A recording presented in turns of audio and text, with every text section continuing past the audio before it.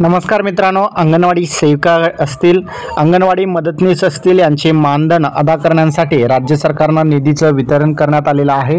महाराष्ट्र शासनामार्फत 24 जून 2025 रोजी या ठिकाणी निधीचं वितरण करण्यात आलेलं आहे। महाराष्ट्र शासनाच्या महिला व बालविकास विभागाअंतर्गत या योजनेअंतर्गत निधी वितरित करण्यात आलेला आहे, ज्या अंतर्गत आयुक्त एकात्मिक बाल विकास सेवा योजना नवी मुंबई यांच्या अधिस्थन एकात्मिक बाल विकास योजना ही केंद्र सरकारची पुरस्कृत योजना आहे। या योजनेअंतर्गत केंद्र शासनाकडून विहित कालावधीत निधी प्राप्त होत नसल्यामुळे अंगणवाडी सेविकांचे मानधन नियमित अदा करणे शक्य व्हावे याकरिता अपर मुख्य सचिव यांच्या अध्यक्षतेखाली 2 जून 2017 रोजी आयोजित बैठकीमध्ये अंगणवाडी सेविकांच्या मानधनाची अर्थसंकल्पित केलेली रक्कम अपेक्षित केंद्रीय सहाय्य अप्राप्त असले तरी सर्व खर्च जे आहेत विभागास अनुमती देण्यात येणार आलेली आहे आणि त्या अनुषंगाने या ठिकाणी महाराष्ट्र शासनामार्फत जून 2025 या महिन्यांचे मानधन अदा करण्यासाठी राज्य सरकारने मंजुरी दिलेली आहे।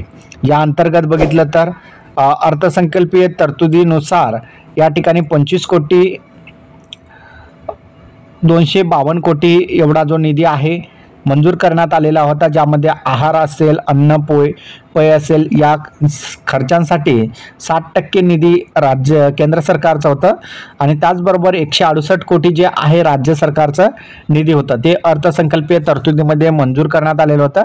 आणि अंगणवाडी सेवा अतिरिक्त राज्य शासन 100% जो हिस्सा होता तो होता 882 कोटी एवढा निधी जो आहे राज्य सरकारचं अर्थसंकल्पामध्ये मंजूर करण्यात आलेले।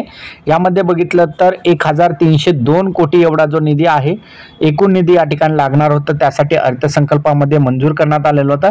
यापूर्वी जे 654 कोटी रुपये निधीचं वितरण करण्यात आलेलं आहे आणि आज बघितलं तर 218 कोटी रुपयांचं निधीचं वितरण करण्यात आलेलं आहे।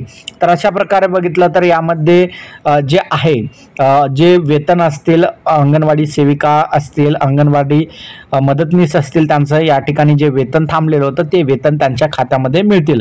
त्याचबरोबर विशेष पोषण आहार सुद्धा जे राहिलेले आहेत त्यांचं दर महिन्यांचं ते सुद्धा या ठिकाणी या योजनेअंतर्गत वाटप केलं जाईल।